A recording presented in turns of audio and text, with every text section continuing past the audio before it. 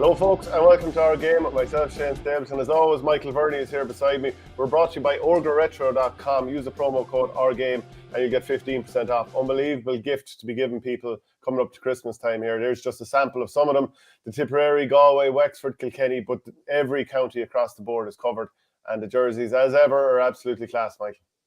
Yeah, I see a comment in here, abuse at me straight away already. Rapping Andy Kelly, hoping Sam Bankman Fried has got a haircut. Do you know what that means, no? Yeah. It's the crypto lad who's basically going to jail. Do you know that Sam Bankman Fried is his name? No, I haven't got a clue, but all I know is from last Thursday's show, I got a fair bit of abuse over my hair. As I told you, I was in the swimming pool that morning and I got a picture of, you know, your man from Home Alone when he tries to break into the house and his hair goes up. Yeah, Marv, and his hair goes up wild like that. The boys were reckoning there was static coming off the headphones. But listen, all in jest. I actually think it's not too bad. I'll get a cut soon. Yeah, so do you like it long? Is it that you like the heat of it or what? No, it suits the shape of my head. I have a very angular head, and it suits my head when I have more hair. There's the long and short of it. It was a good old game. Good old games over the weekend. There was, yeah. It's funny, I was down in Walsh Park yesterday. It was sure, listen, it went exactly to script, as you would see, but a couple of people came up to me and the same comment was passed. He said, one woman said, I have two questions for you. She didn't actually get past the first question, but she just said, how do you listen to that Stapleton fella? And she says, his glasses aren't even rose anymore. They're fully pink. And listen, it means you're not even looking at tip or anything like that with rose tinted glasses. Your glasses are fully pink. You cannot see beyond Tipperary like that. And listen, she's not wrong. To be fair, she's not wrong. You agree? I agree with your one, yeah. Right, okay. Well, anyway, look, you were down there in Walsh Park, 220 to 9 points, Ballygunner beating Sarsfields. Before we get to that, was that your first time down at the redeveloped Walsh Park? Yeah, it was. Listen, it's a far cry from probably the county final, which was a really dry summer's day. Pitch was heavy. Pitch has obviously been extended a small bit. The sideline is probably a bit smaller now. The pitch is a bit wider anyway, definitely. So it's great to see the seats over the far side. The seats in the stand are an awful lot better. The media facilities are probably makeshift at the minute. Like if you had a big breakfast, you do well to sit into the seat. That's just the nature of it. I sit beside Fintan O'Toole and we're basically typing like that. But it looks impressive at the minute, but it's only going to get more impressive as I think that was only phase one. There's two more development phases I think to go through now. They need a hell of a lot of money to carry out those development phases. And obviously part of it would be to get rid of the bank behind the goals down at the town end as well, or whichever end they call it. There's a lot of good work done already, but there's a fair bit more that has to be done too. But it's looking impressive so far. Do you know what? I saw David Sheehan of LMFM just tweeting about Pierce Stadium in Longford. Is this an acceptable working environment for anyone? Look at the state of that. Like that's really, really poor. And it was only just that you brought up how nice the stadium is below in Walsh Park. And it wasn't always brilliant. But, you know, like what David is after posting there, that's unacceptable. And, like, that might come across as, oh, poor us journalists or whatever, but that's not really the point. No, you've been the same as me, I'm sure, down through the years. You end up covering games in some mad kind of places with mad types of facilities or lack thereof. I remember in Parnell one night, been kicked out of the press box and filing on the steps outside, like for a deadline, and you know what it's like. It's like do, and you're trying to get a hotspot or whatever.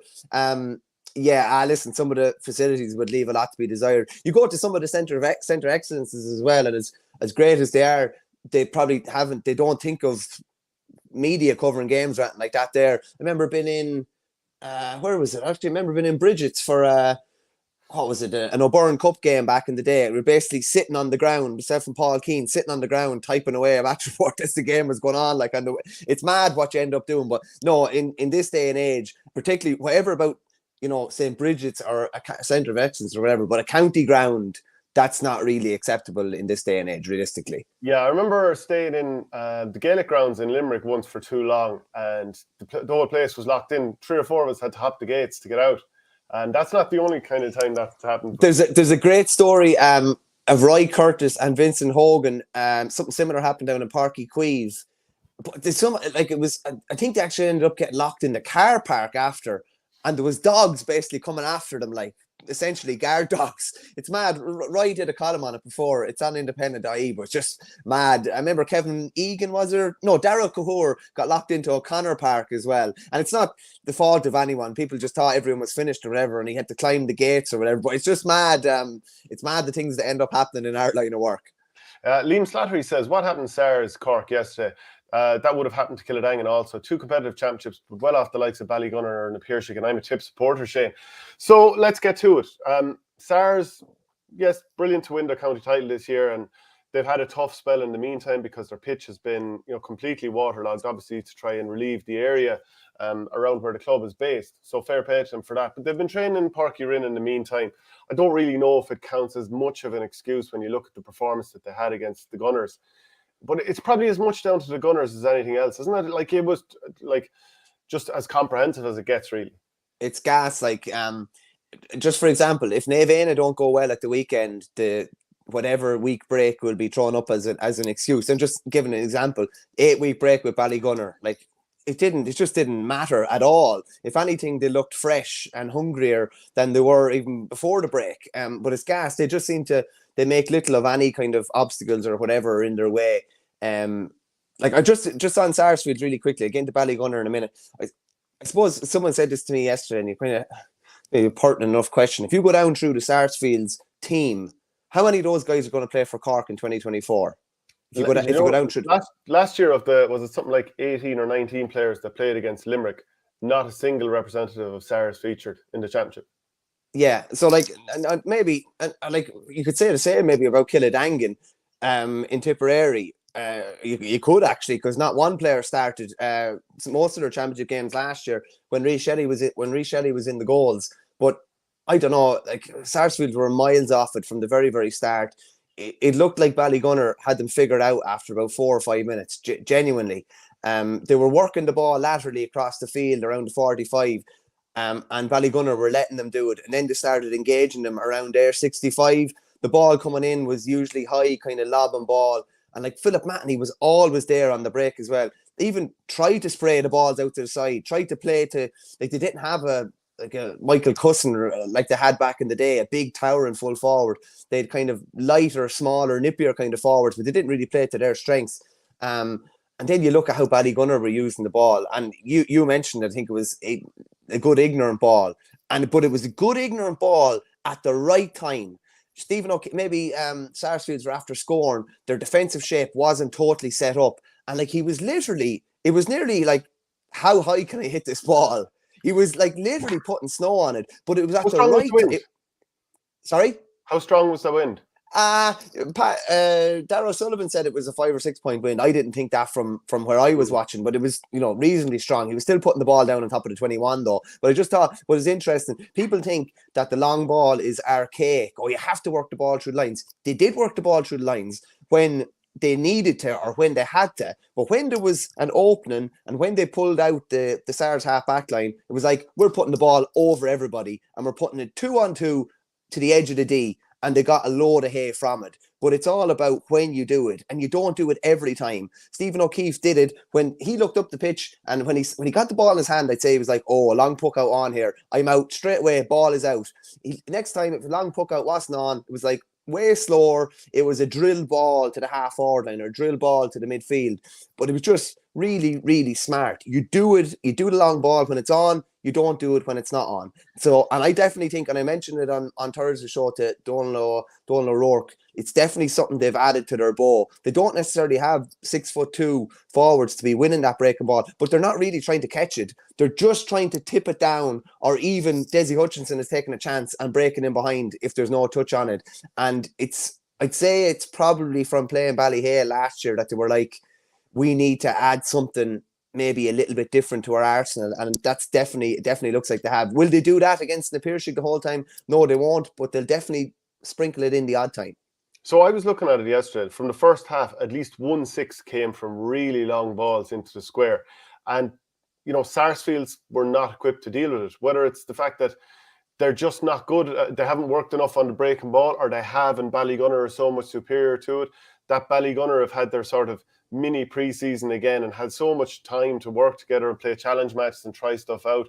And this is a team that's so well drilled anyway, and probably on average the last 10 years has been together for maybe 3 months collectively every year compared with, Sarsfield. So you have to sort of, to some degree, be realistic and say, okay, we're Sarsfields and Ballygunner coming as prepared as each other. If you look at it over the course of a decade, no, obviously not. But that's not to take anything away from Ballygunner. Because like when they went long, they saw a weakness. Right, Cork teams in general, are they good in the air? Are they? Not really.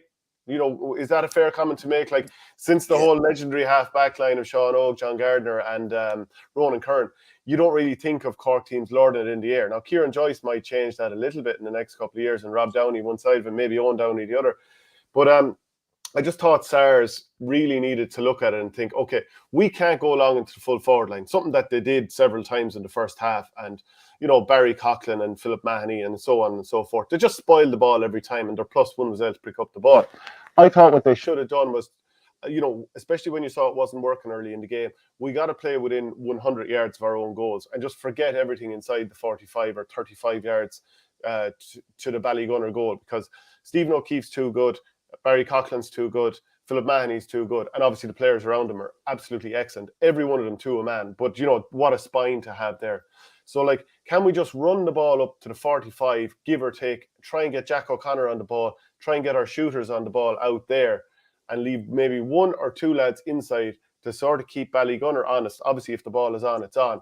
But we're not going to beat them the full length of the pitch. Maybe we just got to be like, let's keep it tight right around the middle and whatever, and not make it easy for Ballygunner. And if they want to go short, let them go short. But let's just invite them to ultimately hit it long and keep the numbers back there. Because what they did, they just got pasted. Yeah, I would agree with you. I think you have to try and go at them from distance a bit, and maybe slowly pull Philip Mahoney away from where he was, and then you can maybe deliver some balls in. Like, it's funny. Have you ever been playing in a game? This has definitely happened to me, where you actually know when you're hitting in the ball that it's probably not the right ball, but there mightn't be anything else on. Like, you literally knew, and you could feel it in the crowd the second the ball was hit. It's not really on here. Like, Philip Mahoney is actually standing where the ball is going to land. So Barry Coughlin or whoever can go at the ball absolutely bald-headed and just make sure he breaks it, or just make sure his opponent doesn't get it. And then Philip Mahoney walks out with the ball, and just time after time, he was literally just walking out with ball. And like, as good as Ballygunner are, and there's some other parts, like, he is probably the one that really makes them tick. He could still be playing county. Like, look at the shape he's in. Yeah. Like, he retired at 28. But look at what he's done at club level since then. Like, he's not been on the go the whole time, and I'm sure they're resting in between. But look at the level his game has gotten to at club level. To me, he's their most important player. He's the glue that kind of holds it all together, from what I hear on and off the pitch.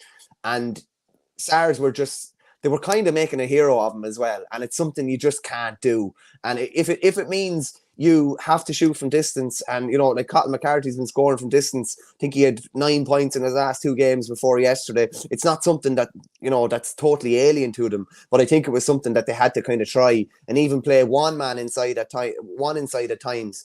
But it was gas. Cotton McCarthy got SARS' first point in the 11th minute. And I'd say 15 seconds later, while the crowd was still cheering that point on, the ball was in the net at the other end. Long ball down, 𝘱𝘳𝘁 collects it on to Peter Hogan. Like, you talk about like moves that you've seen over and over and over again. How many times have we seen it? Peter Hogan coming off the shoulder for that goal and then slamming it to the net. And like, it was 1-4 to a point after 11 minutes. And realistically, like, you are thinking the game is over at this stage. That I definitely thought that anyway. Yeah, and fair play to SARS for making a bit of a burst before half time, but like, they got just 2 points from playing the first half to 1-9 from Ballygunner. And Dessie Hutchinson was absolutely brilliant. In the first half alone, he scored 3 points. He assisted 1-1. He set up that goal in the second half as well. What a brilliant stick pass across for Kevin Mahoney. And the thing that's so good about Ballygunner is every little skill they're so good at. Like, the way you'd often kill lads for, putting their stick to a ball when they should put the hand. You can't even give out to Ballygunner because... the stick, and Patrick Fitzgerald, like, he can score points from anywhere. They just do so many things so brilliantly well that it just takes the game away from Sarsfields. And Sarsfields end up, hitting shots from distance. You know, Colin McCarthy got one, then he decided from cornerback to try two more. They didn't come off. Luke Elliott missed another one. And it was just poor shots after poor shots. But this all feeds into the stats of Cork teams anyway. And I really dug into them this morning. Cork teams since 2009 when Newtown Chandram won the Munster. And both games they won away from home. It was against Thurles and Ballygunner. I mean, what a way to win a Munster championship. Away to both of those teams, both games in Thurles actually. So I suppose it was technically a neutral ground for the final. But in the 14 games that they've played in the 13 Munster championships since, it's just been, you know, because 1 year there wasn't a Munster championship, in case you're thinking it should have been 15. They've won just one game, and that was away to Patrickswell in 2016. Glen Rovers won 15 points to 14. But every other game since they've lost. Two of them, you know, they took teams to extra time. That was Sarsfields took De La Salle to extra time in 2010. And in 2014, Sarsfields also took Kilmallock to extra time. So every other team outside of Glen Rovers has been beaten in normal time. It's a really shocking run. And even just within that, the average scoreline, what would you say the average scoreline of the Cork teams and the opposition teams have been in that time frame? Now, just convert goals to points just to make it a little bit easier. 21-15. It's been 22-16. So, yeah, they've lost every game on average by 6 points, and that includes the one where they won by 1 point. But it's been dreadful. But I would say, right, and I think this is a joke, it's been 10 years since a Cork team played a home game in the Munster Hurling Championship. Isn't that insane? That's nuts, isn't it? You have to go back to Middleton in 2013 when they lost at home to 6 Mile Bridge. Every other game since, and I'll go through them. So Ballygunner at home to Sarsfields, Ballyea at home to Finbars, Kilmallock at home to Middleton.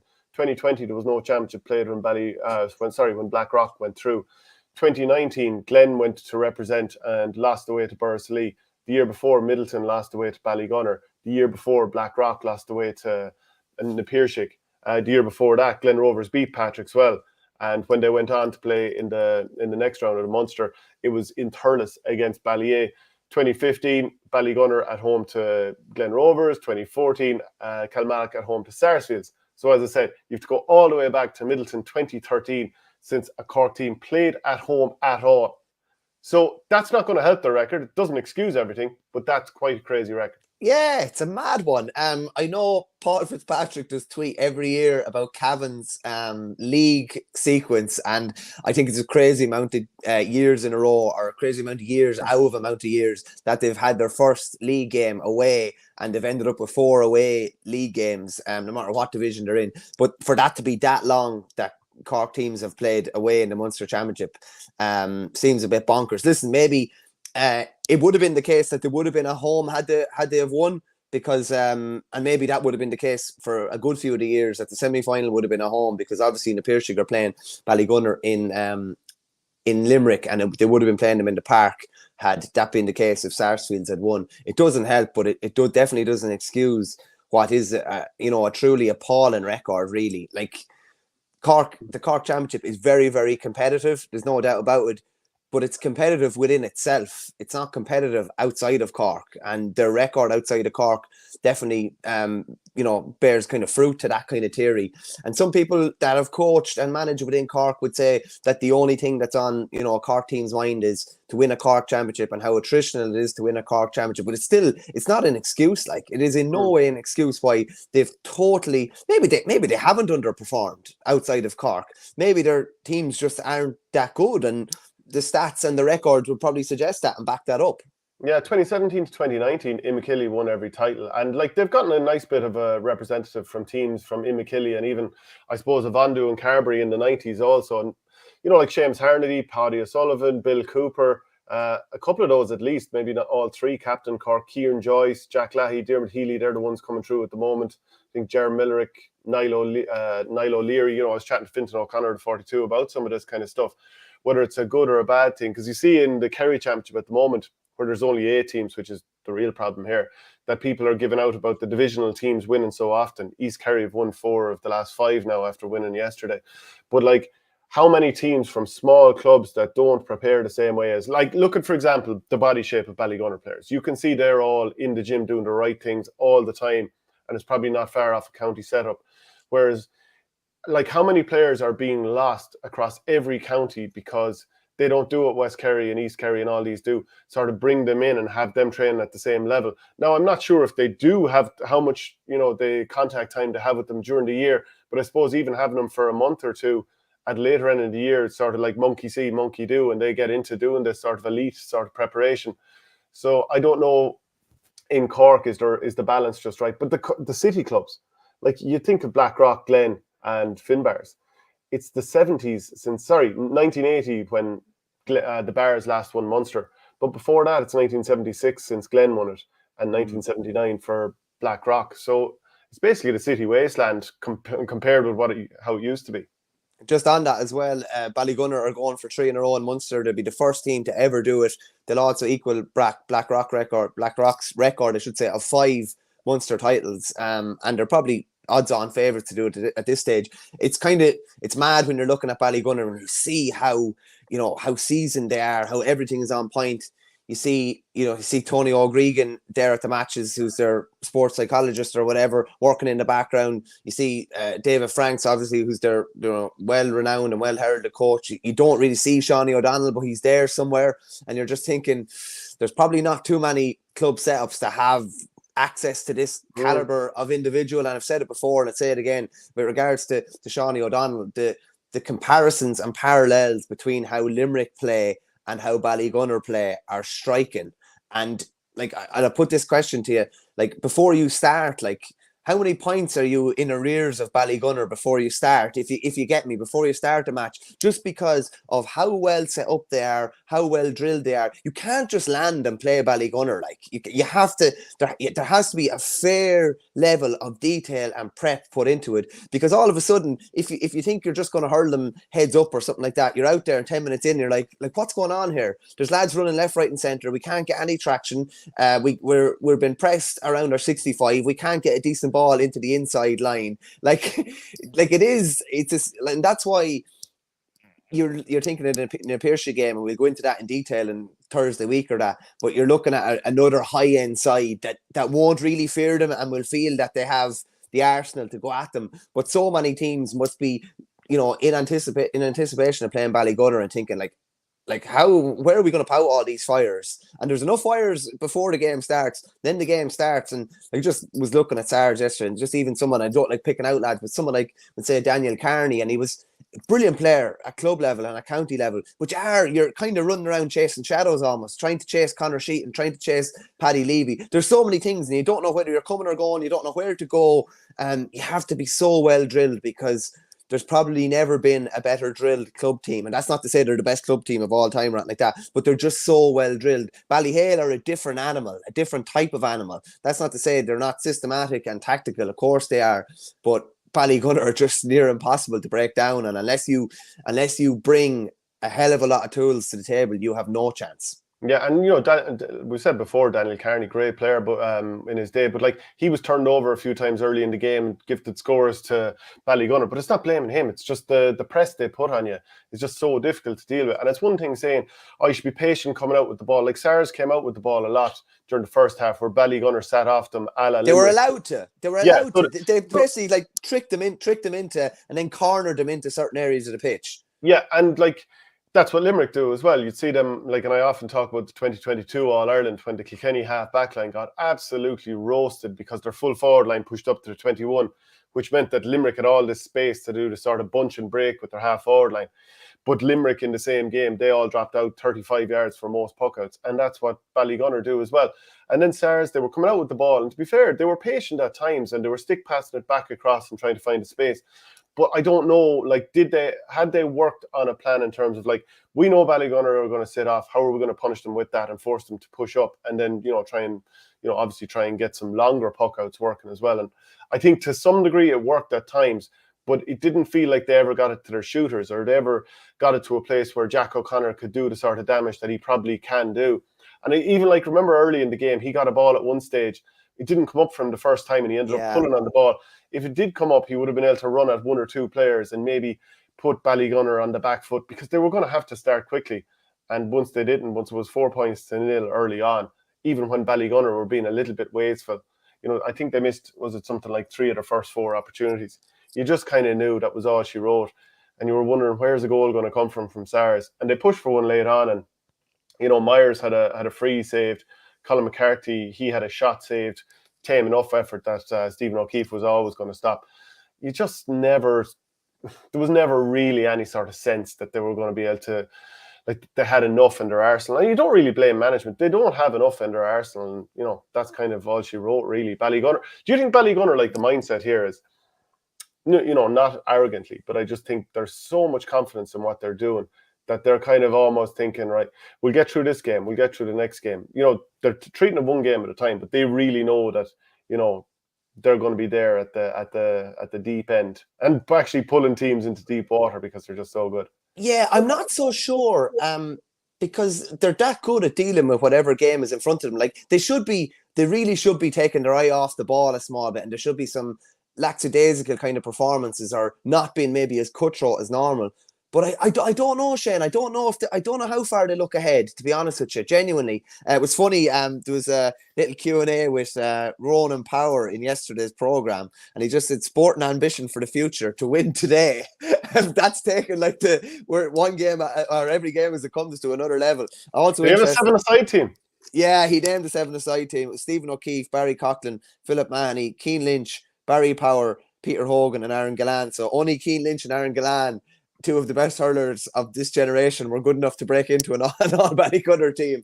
But so all Ballygunner Patrick's well team. Yeah, basically. I don't know, Shane. I genuinely don't think they look far ahead at all. And I think, and I know you could say that's cliched or whatever, but their performances would back that up. They've won their last 3 Munster openers by 17 points. They've laid waste to teams. They should be coming off a break. They should be a bit cold. They should be a bit ring rusty, and they're not. The 4 games from here on to win an All-Ireland. And up next, obviously, is 𝘧𝘢𝘀𝘀𝘀. As Darragh O'Sullivan said, the 2 juggernauts coming head-to-head again. And 𝘧𝘀𝘀𝘀 had, were in a really good position in last year's game, dominated that first half, and then Ballygunner dominated the second half. Now, I don't know if 𝘧𝘀𝘀𝘀𝘀 are as good this year as they were last year.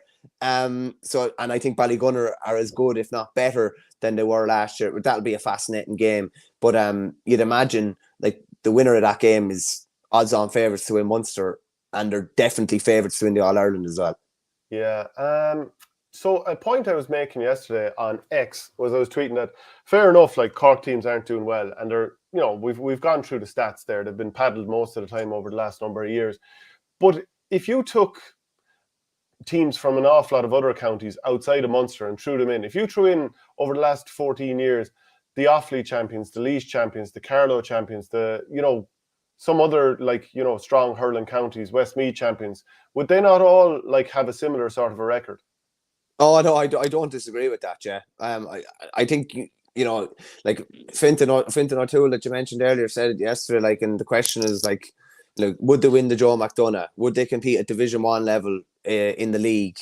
Would they come out of Leinster Championship? They're just a really, really good team that would routinely do that to a hell of a lot of county champions around the country. The only ones that probably wouldn't do it to are the Kilkenny champions, Galway champions, probably the Antrim champions, Schlockneil maybe as well. But, the vast majority of other counties, maybe Limerick, when the 𝘧𝘀𝘀𝘀𝘀 are winning there, but probably the vast majority of other counties, they would dish out a double-digit beating to them routinely. And that's what they do. SSRI says that's highly disrespectful there, that point. Why? I'm curious, why is it? Like, I think it's kind of realistic to say that, like, it's not only Cork teams that would really, really struggle in Munster, and even Tipperary teams, had some very tough defeats in recent times. Clonalty Rossmore were absolutely hammered by 𝘧𝘀𝘀𝘀𝘀, and last year, Killarwan, I know there's excuses, only the week, turnaround injuries, all that kind of stuff, but, like, Tipperary teams have had a rough enough time outside of Thurles winning Munster there a few years ago, and Bursley winning it as well recently. But other than that, Tip teams haven't been great. Yeah, I think that the thing about Cork is just, I suppose, a lot of it comes back to tradition and how strong the Cork clubs were in, a bygone era or whatever. Maybe it's symptomatic of the fact that they haven't been able to win an All-Ireland since 2005. The quality of the club game has probably dropped significantly since then. I think but when you're looking at it through Cork's eyes, what have Cork got? 30 All-Irelands or something like that? You're looking at an Offaly championship or a Laois championship, with due respect. Those county teams aren't nearly they're not expected to be nearly as competitive as Cork teams are. And everyone points to how competitive the Cork Championship is. And then you look at how they've done outside of Cork. And it's competitive within itself, but I don't know how competitive it is when you put it up against Ballygunner, or when you put it up against the 𝘂𝘁 or Ballyhale or Thomas's or Cushendall or 𝘱 or 𝘱𝘉𝘀 or whoever, any of those big teams at the top end. Yeah, and Adrian McGrath's 𝘱 got very close to Ballygunner last year. You could argue they took their eye off the ball against the 𝘂𝘁. So I'm really looking forward to that game. Is that next week or a couple of weeks' time? No, Sunday week in Limerick. Yeah, now that should be a cracking game. Yeah, it should definitely be a cracker. So keep getting your points in on that. We'll come back to it again. And actually, I had mentioned that the Glen had so few home games. Not the Glen, but they're one of the representatives of Cork, that they had so few home games in the last number of years, 10 years since their last home game. Like the likes of the 𝘧𝘢𝘀, I think 80% of their games have been away from home since they had their run in recent years as well. So they're not the only ones that have suffered that. SSRI Tip Club Hurling is nothing to write home about at the minute. Big problems there under the surface. A 𝘮𝘗 village. I'm not sure what a 𝘮𝘗 village is, but look, as I said, some of the Tipperary clubs have come out and been hammered, but you have Thurles, you've had Borrisoleigh, and you've had Loughmore, who've done very well, even if Loughmore didn't get where they wanted to go that year. And also, they were on the dual run at the same time, so that made it doubly difficult for them. And do you know what? Actually, as we're mentioning all this, and Kildangan will be the next up for Tipperary to see how they perform. But the All-Ireland odds, so surprise, surprise, Ballygunner are favourites 5-4. I'm just looking at betting here. I won't promote a company that it's not going to look after us now. St. Thomas's are 11-2, just like the 𝘂𝘁 are. O'Loughlin Gaels are 8-1. Nafian at 12-1, as are 𝘱. Kildangan 18-1. Kilcormac 20-1. Cushendall 28-1. So kind of interesting there. I don't think it's any surprise that Ballygunner are the favourites. Now, we did our power rankings not so long ago. We've fairly had our pants pulled down by results in the meantime. But we're going to do another one in a little bit of time. So we'll come back to it in a little bit of time, or should we talk about some of the... I don't know. I'm happy enough to go now if you want. So you're okay. Let's bring it up. So I always think it's better just to spring it and go for it. I'm happy enough to go now. Listen, we've a couple of teams included that are since departed. We've a couple of teams that were excluded. That I thought O'Loughlin should have been in the 10. I'm sure they've been in the 10 this time, I'd say. But it's interesting to try and, I think now you can have a greater guess at who's going to be where down the line now that we do actually know all the champions. But I don't think there's any debate in who's number one anyway, and that's the Gunners are easily number one. Okay, so this 𝘮𝘗 village it's fake villages built to impress Russian queen. Well, that clears that up for me anyway. I know. But anyway, look, that point aside, because we'll see how the Tip Club goes this year. The last ranking we did, we had Ballygunner at number one. I'm actually going to put them in red, the teams that are now gone. So that's Ballygunner, Shamrocks. Actually, red isn't going to really work here, is it? But yeah, do you know what? I'm going to stick with it anyway. Loughrea, they're gone. St. Thomas's are still in. 𝘱 are still in. Thurles, wow. We're not going well here, are we? No, Asher, listen, like there's always a bit of you're kind of trying to look into the crystal ball going forward, and that's the danger of it. But it was kind of more crack to try and guess or predict at that stage rather than just wait until all the county champions were through, you know. It would have been windy to wait, wouldn't it? Yeah, that's probably the best way of describing it, to be honest with you. Yeah, Cork's Sarsfields would not win the intermediate in Kilkenny, says Liam Burke. Verney, I'm watching him. If you let him leave the hurling without giving it to Saint this morning, I'll be on your case. Adrian's always on our case regardless anyway, to be honest with you. Yeah, okay, so like let's just put Ballygunner number one, yeah? Definitely number one, yeah. And if you look at it, if you look at where Thomas's are at the minute, Thomas's are definitely in an All-Ireland semi-final. They're obviously beaten by Dunloy in that semi-final last year. They weren't comprehensive in Galway. It was probably, what did they win by 2 points in the wind-up? But they were good winners in Galway. They've 6 in a row done. I find it hard enough to debate anyone else but them number two at this stage. Yeah, and like even putting the 𝘂𝘁 at number 3 it's a small bit tricky, because if we assume that Ballygunner are going to beat them, how do we have them at number 3? Yeah, exactly. What do we think who do we think the All-Ireland semi-finalists will be? Ballygunner and Thomas is on one side, and then the Leinster champions, good luck, versus the Ulster champions. Yeah. So, like, do we think Cushendall are going to win it? Do we think that it's going to be 𝘱𝘲𝘢𝘀? Yeah, I'd say the fact that 𝘱𝘲𝘢𝘀 were kind of dumped out of football at the semi-final stages probably helps their case. Yeah, Cushendall I'd give them won a answer by slight. Yeah, I'd give yeah, them a little nudge as well. Yeah. just to have the credit in the bank. And they, like, to be fair, they pushed Ballyhale very close a couple of years ago. They pushed Ballygunner close a couple of years ago in Parnell as well. Was it 4 or 5 points in the wind up? I probably would have 𝘱𝘲𝘢𝘀 up I would have them ahead of Cushendall at the minute. Yeah, Cushendall weren't they only beaten by a last second point by St. Thomas's in Parnell Park 3 or 4 years ago? That's right. Yeah. 𝘧𝘶𝘬𝘁, I think it was, got the winning point. Yeah. Yeah. So, like, this is a tough one to decide. Like, we might think 𝘧𝘗𝘁 would beat, any of those Ulster teams that we've just mentioned, but it's hard to keep them up near the top of the list if we assume that Ballygunner are going to win.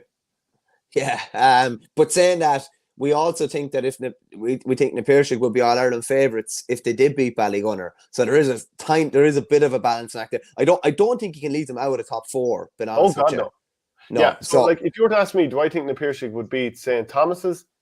I think 𝘧𝘗𝘁 from a couple of years ago, I would have had them as heavy favourites, but I'm not quite as sure now. For the same reasons you said, they don't seem quite the same team. And the way they performed in the semi-final wasn't unbelievable. Now, they were pretty good against Patrick's well in the final. And maybe another couple of weeks of, Will O'Donoghue getting his training, he'll, be back absolutely flying. And then they've got that spine of Shane Dowling in goals, Mike Casey and Will O'Donoghue. And all of a sudden, you're looking pretty tasty. I think they'd beat, like, who else would we have in the top 4? I'd imagine they'd beat 𝘱𝘲𝘢𝘀 if we're going to have 𝘱𝘲𝘢𝘀 high up in this. Yeah. I'd say O'Loughlin Gaels would have to go higher just because their route is probably that bit more favourable than 𝘧𝘗𝘁. Oh, yeah. Just I fancied O'Loughlin's to win Kilkenny, but I think they will get their fill of it this weekend against Mount Leinster Rangers. Right. So I couldn't have them at 3. I couldn't have them at 3. Are they the most likely Leinster winners? Probably. For me, yes. Probably. Hugh Lawler, Mikey Butler, and Paddy Deegan. And these games are going to be, hard fought. And these lads, like, especially Deegan and Lawler, they're absolute monsters. And they've got normally a very reliable free taker in Mark Bergen. And they've got the likes of Owen Wall and a couple of other good shooters in there. I can't have them at 3 though. But who do you think is going to win Leinster? Oh, sure. How long have you got? Okay, who's going to beat them? Who's going to beat them in Leinster? Like, I think Mount Leinster will give them a very good game, but I still think that O'Loughlin's will win it. Oh, I think that would be very tight. I think that could be a 1-score game, actually. And it wouldn't be a bit... So who do you think's going to win it? I wouldn't back against Mount Leinster, genuinely. You've been with O'Loughlin's all year, and now you're turning your back. No, I have, yeah, but and they have had a good run in Leinster before as well. But Jesus, 2 weeks after winning the county final and everything that comes with it, going down to Dr. Cullen Park, I think that's such a ropey fixture. But all 4 quarterfinals, you could genuinely call. You could call either side and not be foolish to do so. Like, you could call Camross to beat Naas. You could call Raharney to beat Na Fianna. First-time champions. First-time champions generally don't have with everything and the trappings of all that come with that, and celebrating like first-time champions, that could have an effect on Na Fianna. And then the other one, was it O'Loughlin's and Mount Leinster, and then the other one is Kilcormac and Naomh. Like, I wouldn't... How many of those teams have beaten 𝘧𝘗𝘁? None. Okay, so 𝘧𝘗𝘁 have to go to number 3 then. Yeah, I think so, yeah. To be honest, I think that's the long and short of it. I'd have 𝘱𝘲𝘢𝘀 4 as well. Would you, yeah? Yeah, I would, yeah, because I think they have a hell of a lot of credit in the bank from previous years. Now, they were obviously beaten by Dunloy last year. I think that might have been the 3rd time Dunloy beat them, and they'd kind of been built up to beat them. But now 𝘱𝘲𝘢𝘀 are coming with that bit of hunger again. And I know they've done, was it 10 in a row or 11 in a row up in Derry, but they're coming, now they actually have a point to prove again. Where do you put Cushendall in here then? Now is where I think the Leinster team start coming in now. Okay, so you're thinking Cushendall didn't beat Dunloy on the way they beat Loughgiel in the final. Therefore, Loughgiel maybe stormed the castle with Dunloy. Now all of a sudden you're giving Cushendall no credit. That's what I'm hearing. We've Cushendall eight in the previous list, something like that, maybe. I'll bring it up here again. We had let me get that comment. 9. We had him 9th. Jay Kwan says O'Loughlin's versus Schlockneil and Ballygunner versus St. Thomas equals O'Loughlin's versus Ballygunner. So he's saying Ballygunner will win it. Okay, so we're saying, yeah, look, I would probably have O'Loughlin's at 4th here, only because I think if they came up in a head-to-head against Schlockneil, they might win. But I think the path is a little bit longer coming through Leinster. And of the Leinster teams, I'd probably put O'Loughlin's top of them. Yeah, I'm okay with that. I think if the Leinster Championship was played 10 times, they'd win it more times than any other team. But I still think, I don't know. I think they will get their fill of it this weekend. Genuinely do. Are you going to give your own neighbours there any hop? You look reluctant to. I think it's a bit soon for them to. They could go on a bit of a. It is open. Like Leinster is very open. Without Ballyhale, there's a hell of a lot of teams, I'm sure, thinking, "Geez, this is some opportunity for us." I think that game is on telly on Sunday against 𝘂𝘗𝘗. They have to go down to Wexford. Now, I do fancy them to win that. But they haven't been to provincial finals since 2018. Hadn't won a county title since this year, or since this year was the first year they'd won since 5 or 6 years. I think there are probably a few with more credit in the bank in Leinster than them. Naas probably been one of them, I'd say. Where do 𝘂𝘗𝘗 come in here as well? And 𝘂𝘗𝘗 side who are missing Donald Burke and other guys, but won a county final 2-19 to 9 points against what you would say is a seasoned enough Ballyboden kind of team. Maybe on the other side of the hill. But I would have. Where do we have Naas in the last one? Maybe 8. Let me bring it up again. We had them in at 8. Yeah. I suppose then you're looking at the other side of Munster here as well and thinking, where do Killanangan and Clonlara come into the equation? One of them is going to be in a provincial final. You know what I mean? Yeah. So I'm just looking in terms of like 𝘂𝘗𝘗. Is there any chance of having Donald Burke back soon? Like 𝘱𝘁 Ceallachain, who's the manager, he was saying before the final, this was because of the hamstring injury that he suffered earlier this year in the quarter-final loss to Clare. We'd love to have Donald for the final. He's been with the club all his life, but I said it after the quarter-final as well. Ultimately, Donald is only one player. Yes, he's our captain, and we'd really, really love to have him, but one player doesn't win a championship. A team wins a championship. That's totally true. So he hadn't ruled him out entirely. Now, you know yourself, as a manager, you want to give up as little information as possible. But I don't know, does that mean there's any opportunity for him to play in the Leinster Championship? If he's available to go, I'd be putting 𝘂𝘗𝘗 next in the list here. But we don't know. So we're going to have to go we're going to have to go on the basis that he's not available. So will that put Naas next in this list? I'd have Naas right up there. They've probably gone up a notch or two, given what's gone, given Ballyhale are gone. Obviously, Loughrea are gone. Maybe by default they go from 8 to 6. Then, if we think, like, do we think Naas could get to a Leinster final? Yeah. I wouldn't see why not. They got a big win over Shannon last year, going from All Ireland intermediate champions to going up to senior level, beating the Offaly champions comprehensively, been very competitive against ultimately the All Ireland champions Ballyhale. Like they're missing maybe a couple. Maybe they might not be as strong as they were last year, but they're still very strong. Yeah, I'd have them right in there, and not 100% sure if the draw allows it. Can it be an O'Loughlin's Naas final? Are they on opposite sides of the draw? This information, Shane, is actually really hard to find, by the way, outside of Wikipedia, which is ridiculous. It's very hard to find on Leinster website. It's on the Leinster website here. Okay, well, it's not easy find. Well, I just Googled it there at the time that you brought it up. So Camross will face Naas, 𝘂𝘗𝘗𝘗 against Kilcormac, Raharney against 𝘂𝘗𝘗𝘗, and Mount Rangers against O'Loughlin Gaels. So the winners of 𝘂𝘗𝘗𝘗 and Kilcormac will face the winners of Mount Leinster and O'Loughlin Gaels. So if we were to go with what we kind of think, maybe O'Loughlin's would win that and maybe Kilcormac could win that. So that means that they could end up in a final against Camross, Naas, Raharney or 𝘂𝘗𝘗𝘗. So that's the way it would work out. Yeah. Would you fancy Naas to get to a Leinster final? You probably would, just about, I'd say. They'd have a decent chance. Yeah. SSRI is asking a very pertinent question. So Shane and Verney, are you saying a team from Derry with about 6 senior clubs will beat Tipperary champions with about 16 senior clubs? Yes, that's exactly what I'm saying anyway. Well, it's also to do with the path to getting there. So I think Kildangan and Schlockneil, I wouldn't be able to call who'd win that game, but obviously Kildangan are going to be a nice bit further down because they've played Clonlara, the Clare champions. They've got to try and come up, like if they win that, and this is the same for Clonlara, then you have to go and beat, you know, the Ballygunner team.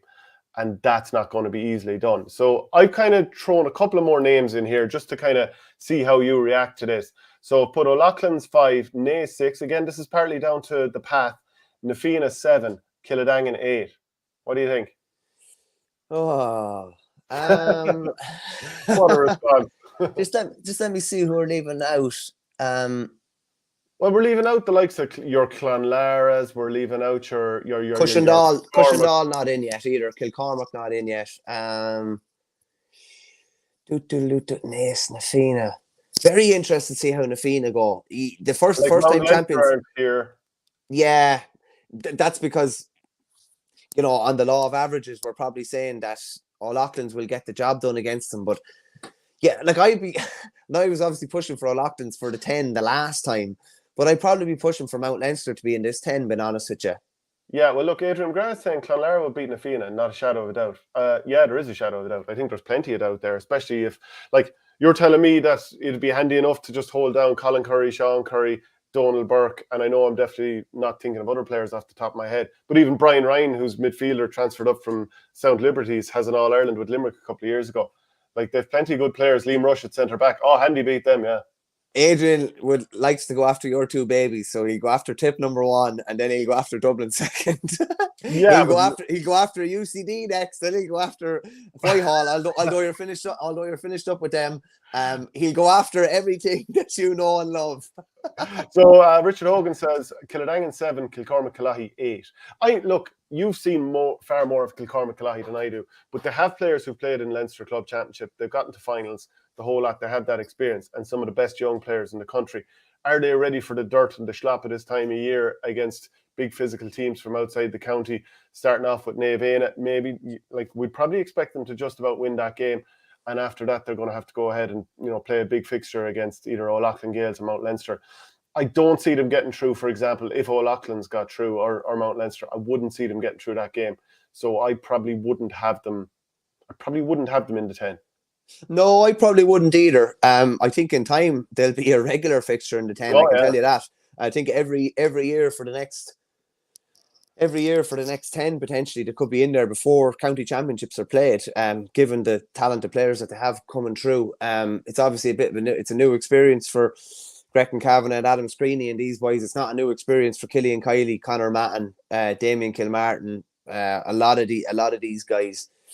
Are they in the 10? They're probably not. Like, how many? The thing about this is that, okay, Ballygunner 1, Thomas is 2, Na Piarsaigh 3, Schlockneil 4, O'Loughlin Gaels 5, Naas, Na Fianna, Kildangan, Clonlara, Cushendall. You're kind of hedged your bets with the other Munster semi-final. We put one of the, we can't. That's a very very hard game to call. But one of them are going to be in a Munster final, and I honestly think that is a coin toss.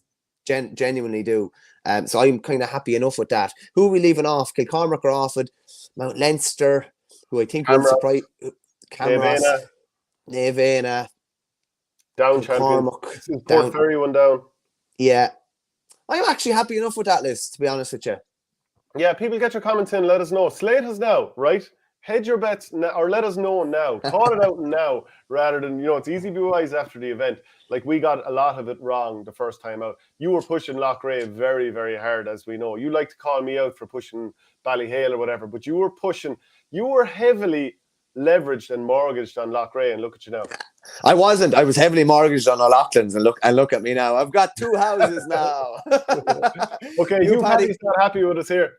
Not happy, man. The resident Carlow man. But he's not resident in Carlow anymore. I think he's resident in Clare now. But he's not happy. Listen. But it's not that we don't rate Mount Leinster. We do rate Mount Leinster. It's just like my kind of. I reckon that they'll come up short against O'Loughlin's. And I could be totally wrong. And, you know, they'll put manners on it maybe. But it's based on the fact that we think that the next game could be their last.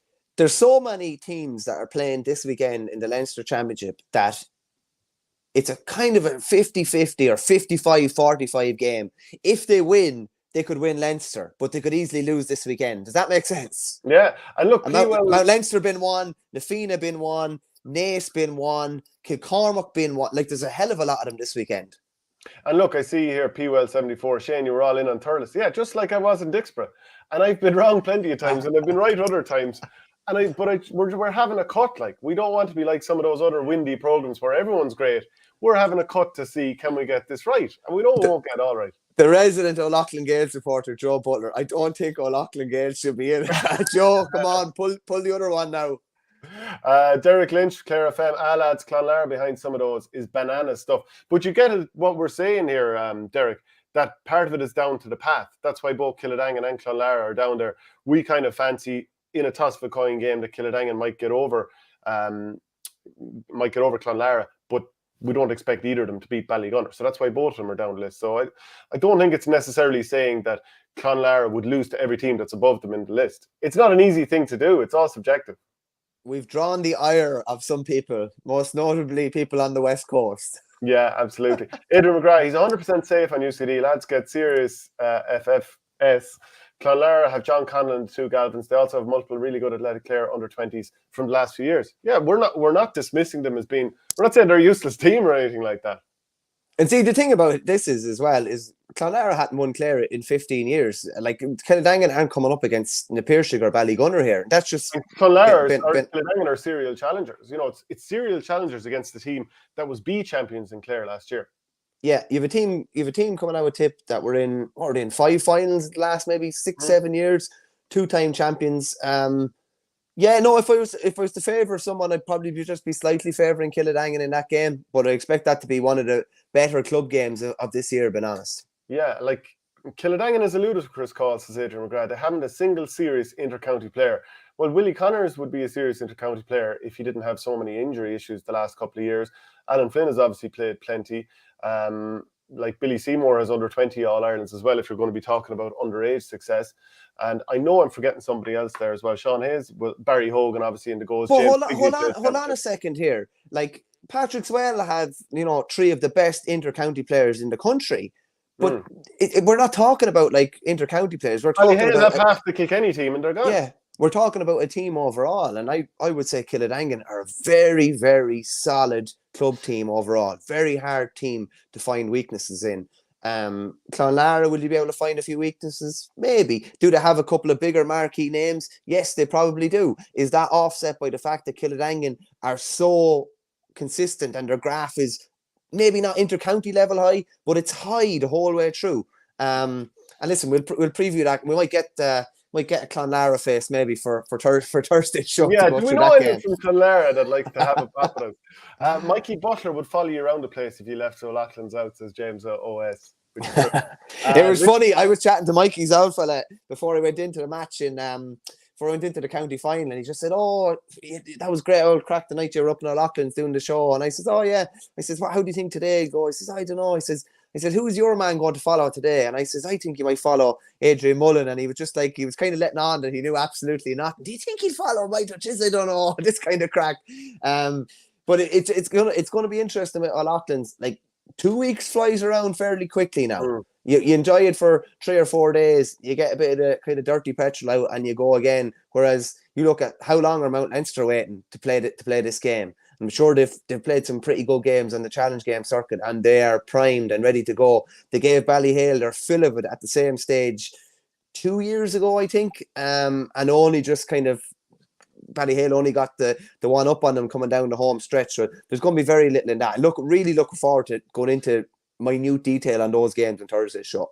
Yeah, like O'Loughlin's, they have plenty, like we said it with Kilcormac Killahee. So do O'Loughlin Gaels. An awful lot of their players played the Leinster Championship final only a few years ago. And we have Richard Hogan asking what's the semi-final draw in Leinster. So the way it's going to work out, the winner of Camross and Naas will play the winner of Raharney against Raharney versus Nafina, and the winner of 𝘱𝘗𝘁𝘗 versus Kilcormac will play the winner of Mount Leinster against O'Loughlin Gaels. So no matter what way it pans out, it should be tasty enough.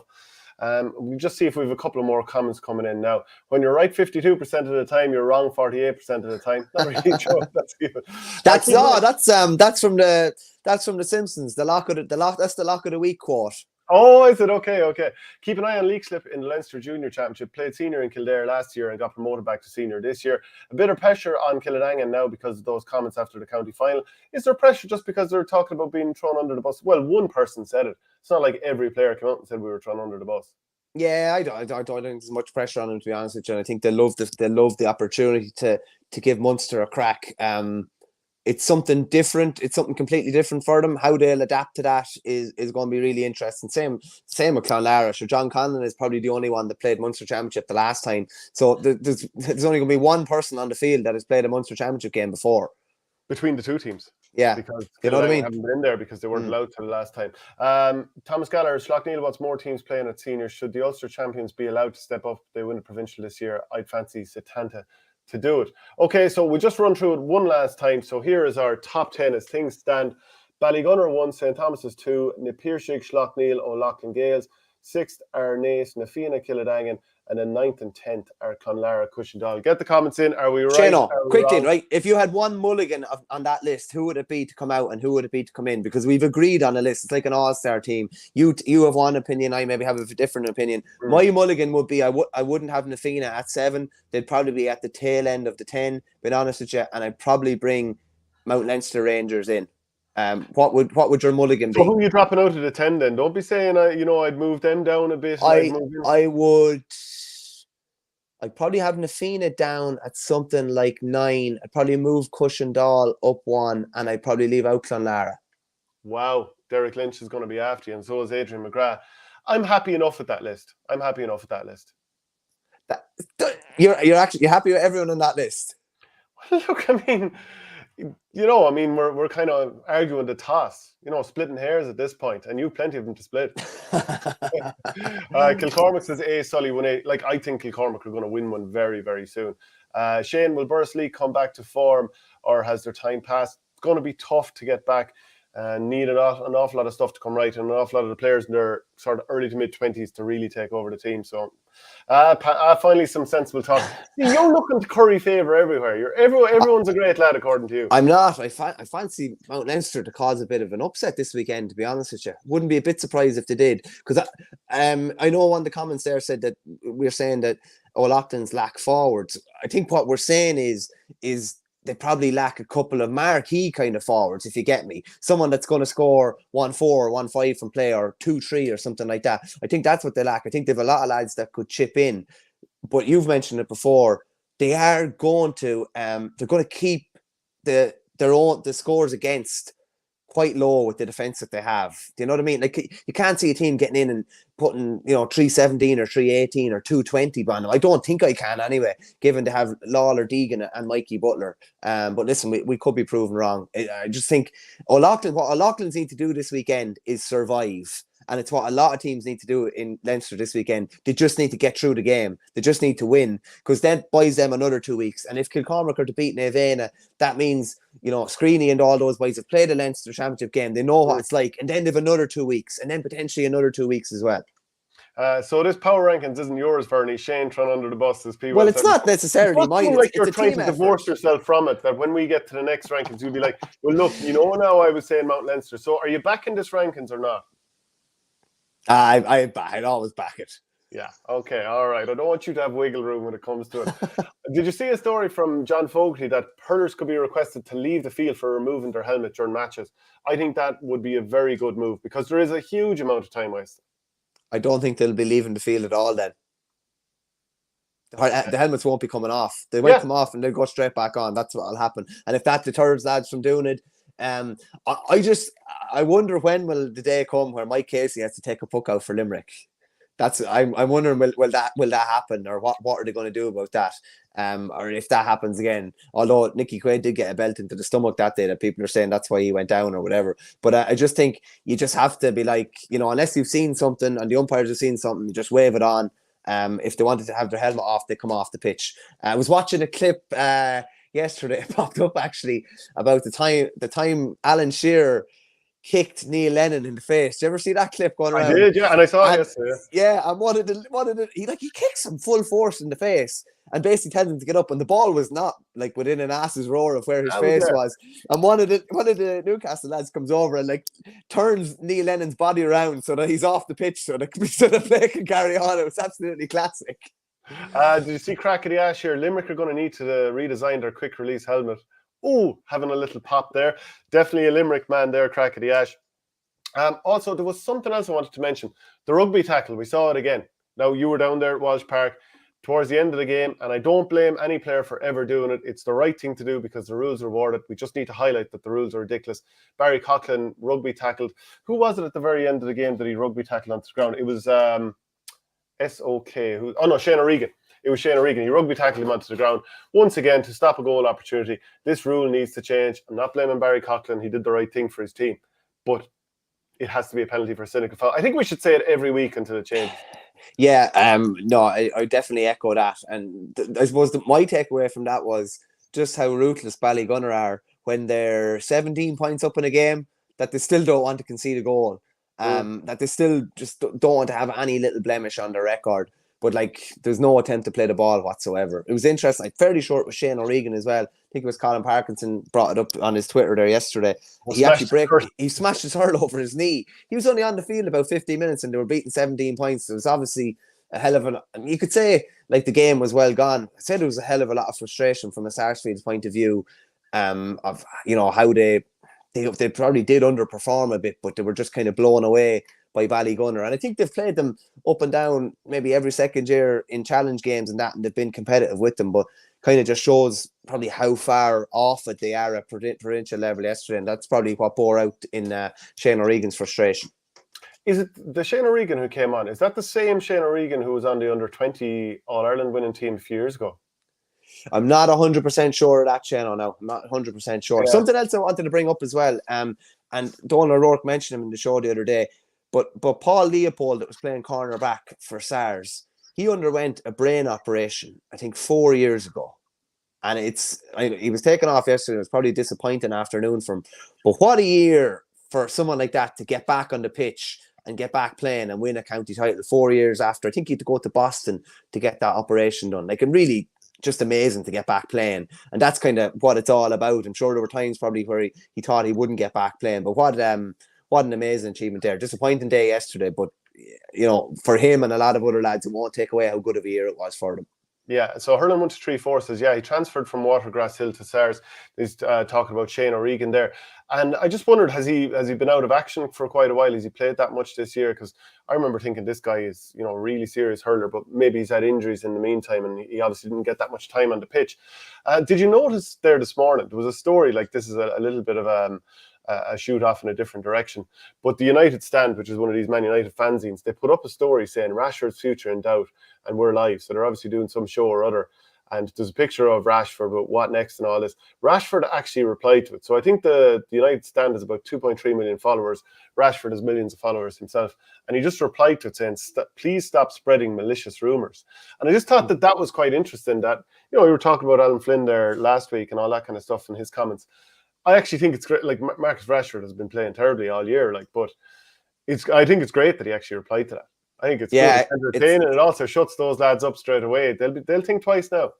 On a lower level, remember when Kieran Donaghy was linked with the Roscommon job and he just retweeted and said, this is absolute nonsense. There was never even any conversation around like that. Yeah. And it's just like, it's dead in the water because things linger there. And so yourself, a story is put out there, or not a story, rumors are put out there. And I always think it's mad. There's, like, if the rumor is proven incorrect, there's very rarely like a correction or saying, oh, this is not true. It's there and hangs with people or whatever. And it's good. Rashford has just probably nipped that in the bud. But listen, his future probably is in doubt in some way. Like, a hell of a lot of those United players' future are in doubt, given how poor they're playing at the minute. So, and they probably think that, the boys that do the podcast have probably been chatting to someone close to whoever or whatever. But it's just good to see a player kind of firing back at them straight away. And listen, that probably makes their show today the most listened show that they've ever had, I'd imagine, because a lot of people are going to go and listen to it as a result of Rashford retweeting that. Yeah, really unofficial. Kildare says the United Stand video response to Rashford's tweet is worth watching. They doubled down and calling him out for poor form, etc. Right, so they've started around. They've put themselves at the centre of the conversation. We need to do that a little bit more and stop being so sound about everything. It's funny. Do you remember that? Is it Andy Tate? Yeah. Once again, it's 𝘧𝘊𝘳𝘀𝘀. I still watch his videos occasionally. He's still on videos the whole time. I don't watch his videos. I just watch that one. It's one of the best. Like, it's one of the best videos. You know, it's April Fool's Day next week. The only fool in Manchester. It's 𝘧𝘊𝘳𝘀𝘀. yeah. Rubbish. So Tipperary's 𝘦𝘢𝘂𝘀𝘀 O'Meara has retired from intercounty hurling. So he's had a lot of injuries in the last couple of years. Obviously helped drive his club 𝘰𝘪𝘀 to the county title last year. And he, first joined the panel in 2014. We've seen him play in different positions: corner forward, wing forward, out and around the midfield, and the half back line. Really good servant to Tipperary. And what I'd say is 2019, he turned that All-Ireland final. Literally. He turned, was a Conor Fogarty inside out when he broke onto that ball and fired it in from about the 21. Tipperary were under a bit of pressure at that stage. It was 8 points to 5 to Kilkenny, and that goal helped turn the game. And nothing else turned the game, just that goal. Yeah, good player, Niall. Play wing forward, midfield, played wing back as well. Remember when Tip had a load of injuries and he went back wing back that year? They were beaten by Galway maybe in a quarter final. Yeah. Riddled with injuries the last couple of years. Good under a high ball for a guy who's probably only about 5'11" as well. I think him and his partner had a child there recently as well. So life has changed a bit for him, I'd say, as well. But an amazing servant to 𝘰𝘪𝘀 as well, and good that he got his county title there as well, and that they were able to wash their hands of any kind of relegation business at the end of this year and just come out with their senior status intact. Yeah, Sean Power has stepped down as the Waterford senior camogie manager. They had a tough final in the All-Ireland against Cork, but like, he's really, really well thought of, and it's not just simply a case of what's happening on the pitch or with his team is the reason that he stepped away. Yeah, no, I was just listening to an interview that Tomás McCarthy and Nigel Kelly did at WLR with him the other day. I think there's obviously family reasons behind it. I think his mother is sick and one of his sisters is sick as well, and there's a kind of a rota to look after her mother, and because his sister is sick, kind of it'll demand more time from him. And I think there's one of his kids is kind of been diagnosed with autism as well. So there's a lot of things going on at home. But he's an amazing record. All-Ireland minor winning manager, All-Ireland under 21 winning manager, brought Waterford back to an All-Ireland final this year. Very, very important. Their next appointment is really, really important because they got to a semi-final in 22, got to a final in 23. Like, the next step is to try and get back to another final again, and probably maybe the occasion and the early injury to start the All-Ireland final kind of put them behind the 8 ball, and they underperformed. It's very, very important who they get in and now how they kick on maybe to another level. Yeah, and just a reminder, we're brought to you by orgaretro.com. Use the promo code OurGame and you'll get 15% off. There's so many brilliant jerseys and tops that you can get on the site there, and an ideal Christmas present. So why wouldn't you do it? It certainly eases. Everyone loves a retro jersey. Everyone loves a retro jersey. And they're the best in the business. They are the best in the business. Yeah, they're like I'm not from Limerick, obviously, but that Limerick zip top that I have is probably one of the nicest bits of GA kit I've ever seen. Yeah, and it's rare that someone's put a bit of pride into the Cork jersey, but I'm doing a bit of it. I'm only joking. But as we're talking about camogie, Beth Carton, who of course played under Sean Power this year, she's after getting the Player of the Year award. Probably a little bit of a surprise in the sense that she got it ahead of Amy O'Connor, who scored the hat-trick in the All-Ireland final. But to be fair, Beth Carton had some brilliant performances, not least of which was the performance against Tipperary at Nolan Park. Yeah, Waterford folk would say that the 𝘧𝘶𝘢𝘭𝘪𝘧𝘺 wouldn't be where they are and up at the level that they are without Beth Carton. Still surprised that, like, it's rare enough it happens that a team like comprehensively wins an All-Ireland and doesn't get the Player of the Year. But that'll obviously tell you it's Tipperary 2016. Yeah, fair point actually. Yeah, and Waterford person as well, and that was a semi-final, which was probably even more of a surprise. But I was even listening to Sean Power talking about, he actually said that Beth Carton, this was before the awards were announced, he said that Beth Carton is the most extraordinary or outstanding player he's dealt with across all codes. Like, she was a standout above Austin Gleeson, above 𝘧𝘳𝘅𝘀𝘀, above anybody, that she was by far the best and drove standards more than anybody else. So yeah, a great achievement for her.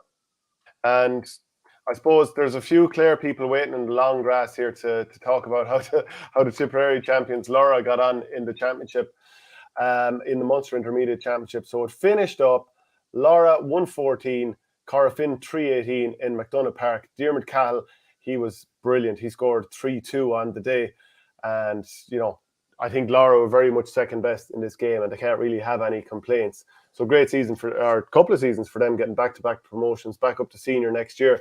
But Corofin, they're going to roll on.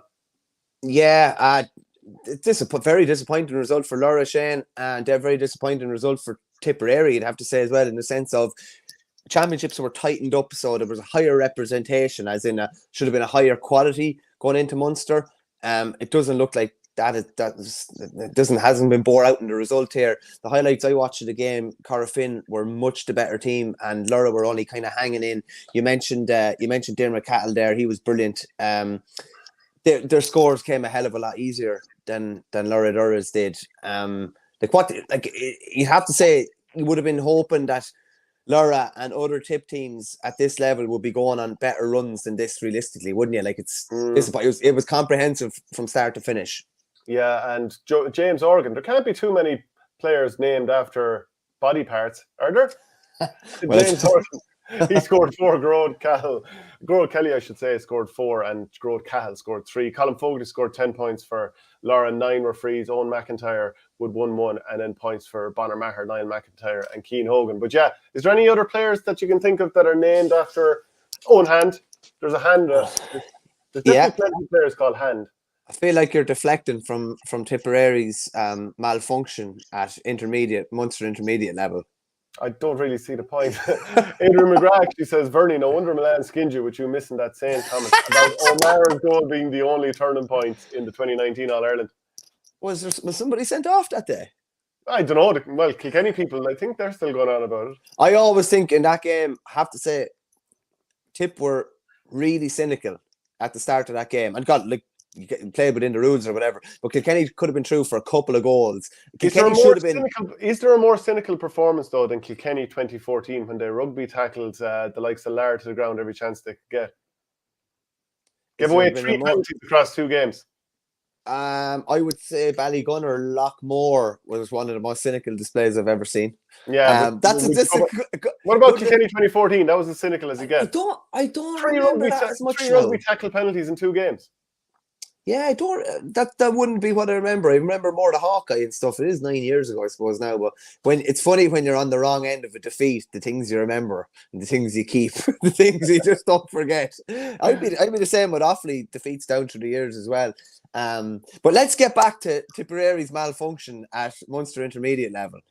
Well, look, what you want? They didn't go well. They underperformed. Well, I couldn't say if they underperformed. Corofin, obviously, a very good team. Actually, do you know what? I saw Derek Lynch from Clare FM again.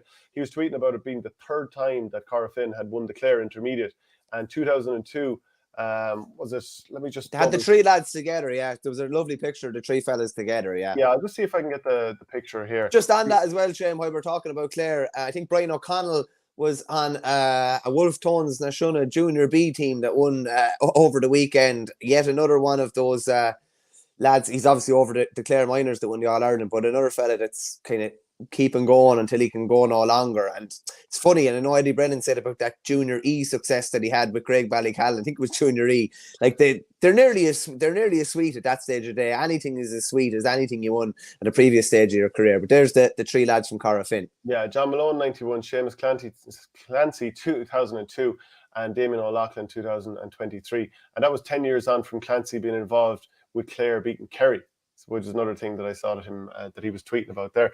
Hey, quick one here. If Jackie Tyrrell had done what he did to Seamus Callanan at the start of the 2009 final now, what would the punishment be?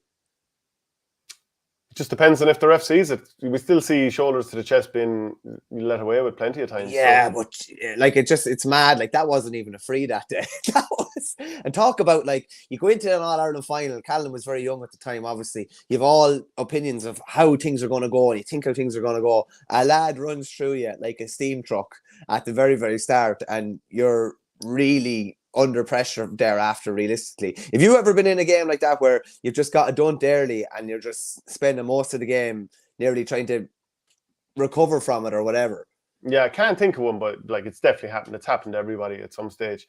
Okay, so the Munster Junior Hurling Club Championship, Tralee Parnell's 10 points, Banner from Clare 110. Did we say it was something like 14 weeks or it was at least a couple of months anyway since Tralee had played going into this game, and an awful lot of their lads had been playing football in the meantime, so they had minimal preparation time. So Banner still got it done, and as we had said in the lead up, Shane Meehan was going to be the man. He scored 1-8 of 110.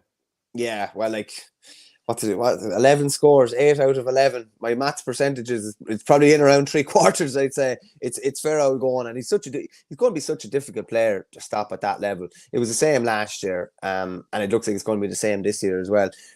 I kind of into looking into 2024. You'd be hoping that he makes that next step and is able to get maybe a starting place in that Clare forward line. But there's so many guys kind of vying for different spots there. There's no doubt in his ability, though. And he's going to be very, very hard to stop at that level. In the other Munster quarter final, it was Ardmore, who were All-Ireland Junior champions in 2018. They were well beaten by St. Catherine's. So second half strikes from Cousins Brian and Matthew Mulcahy saw 14-man St. Catherine's advance to the Munster Junior semi-final in Fraher Field yesterday. So the two corner forwards scored 2-3 between them from play for the Cork runners-up. So it's always kind of... Sean O'Donoghue with 7 frees.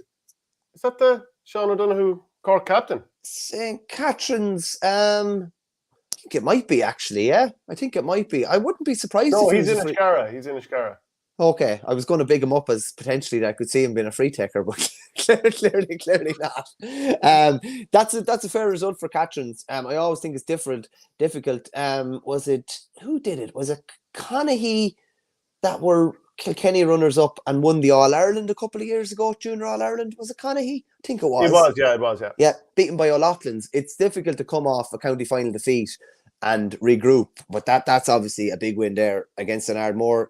That was Ardmore's first game in 8 weeks. So Ardmore won the toss, but Captain James Flavin opted to play against the strong breeze. St. Catherine struck 6 of the last 7 points ahead to the dressing room, 10-6 ahead, and they will face tip representatives Ballygunner in the last 4.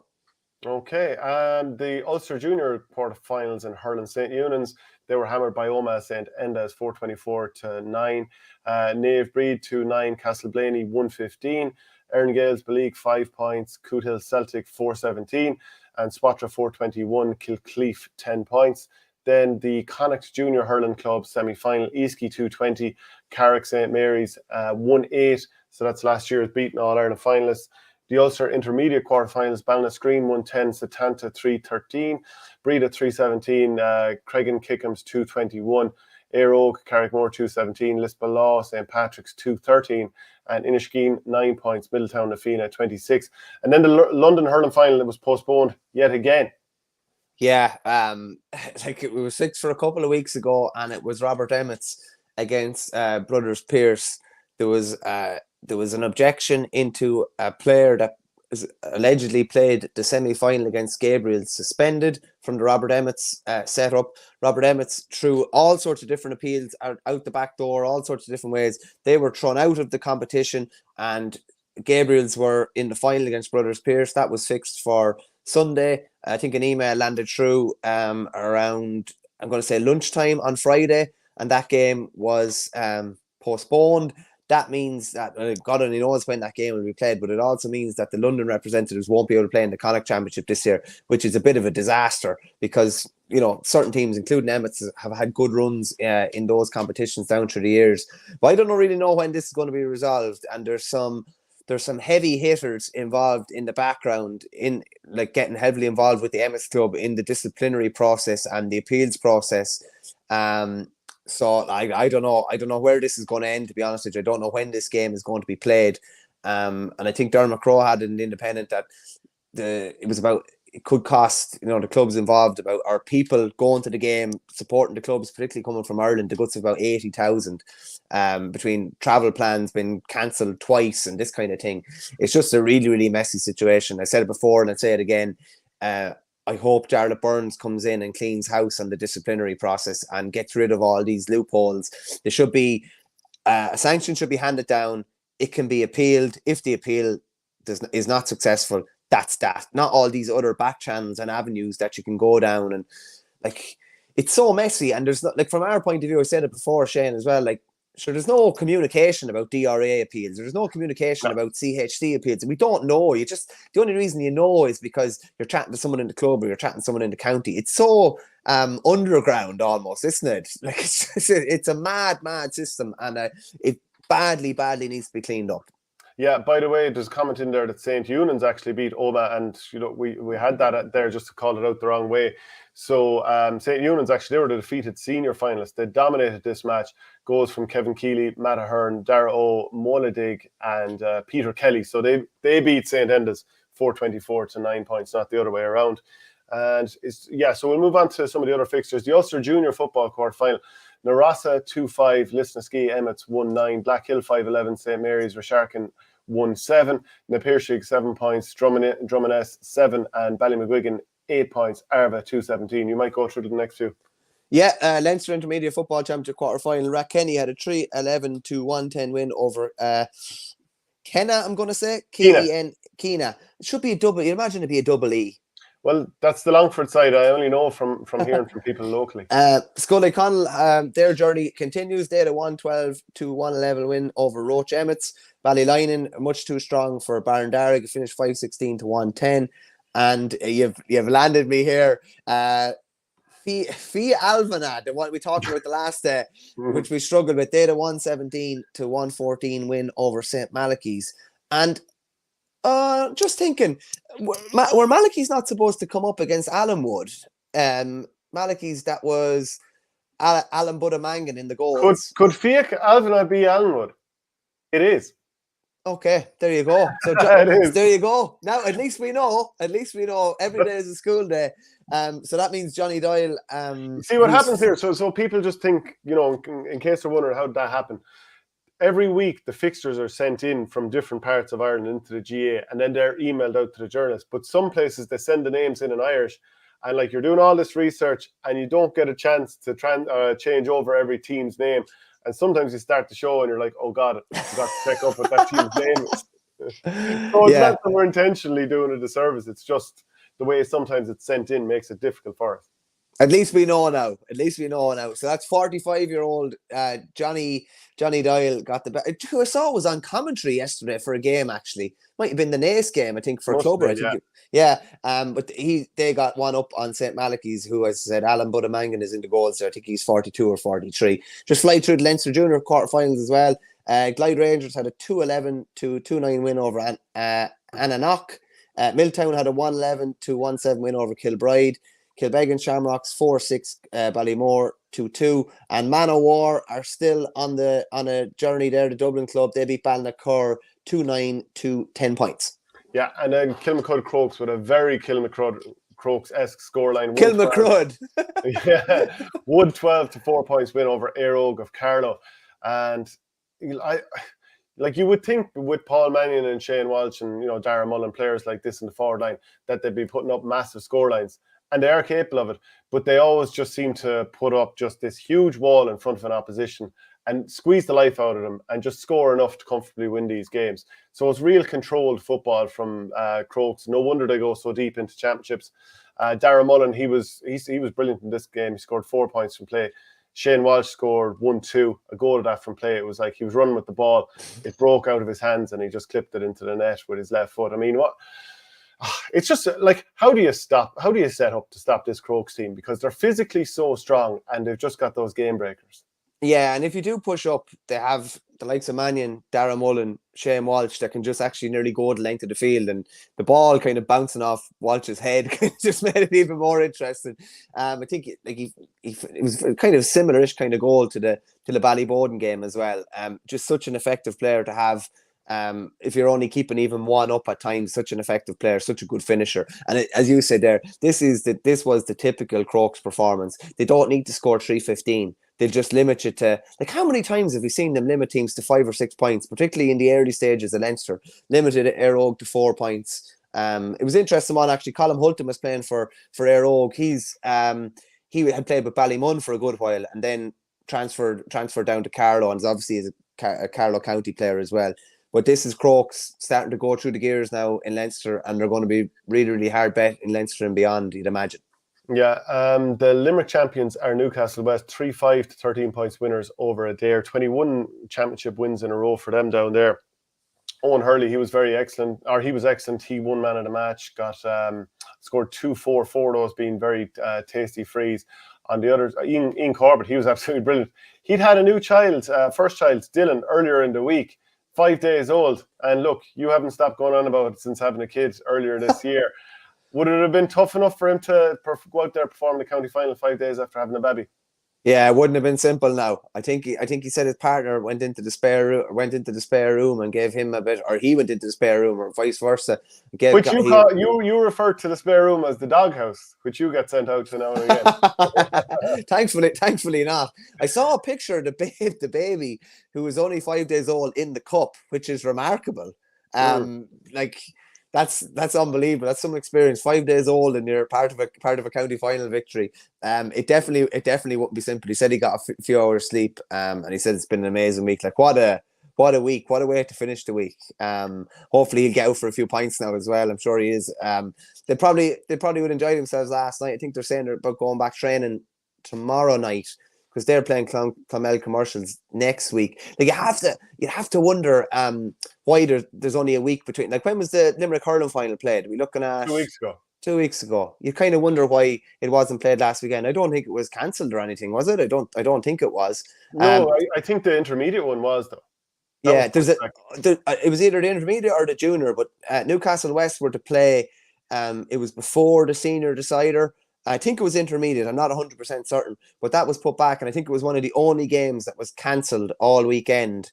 And I'd put it to you this way: I don't think Newcastle West are in as good a position to play that final next week as they would have been before the senior final, if you get me. And I'm not sure if players were used in the senior final that would mean they can't play for their second team as well. There's a decent bit of controversy around that now, about people questioning why that was the only game called off, and whether there's a bit of a conspiracy, shall we say, against Newcastle West. So yeah, definitely a lot of people down in Limerick not happy.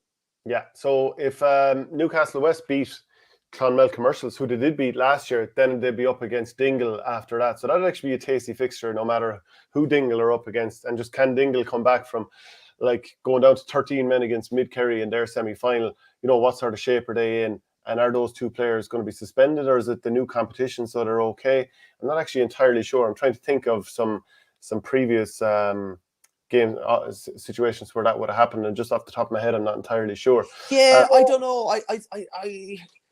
Does it not carry on? It's a different competition technically, but it's part of the same championship, if you get me. That's what I would have thought. Yeah. Okay. Corofin beat Moycullen. Get a comment in if you know for sure, actually, on that Dingle one. Corofin beat Moycullen 111 to 19. So it's the first time in 3 seasons that Corofin have come out on top. And Gary Sice winning his 13th county medal. And considering the year he's had after losing his wife and so on, that's incredible for him. And to be top scorer as well with 5 frees, you couldn't but congratulate him.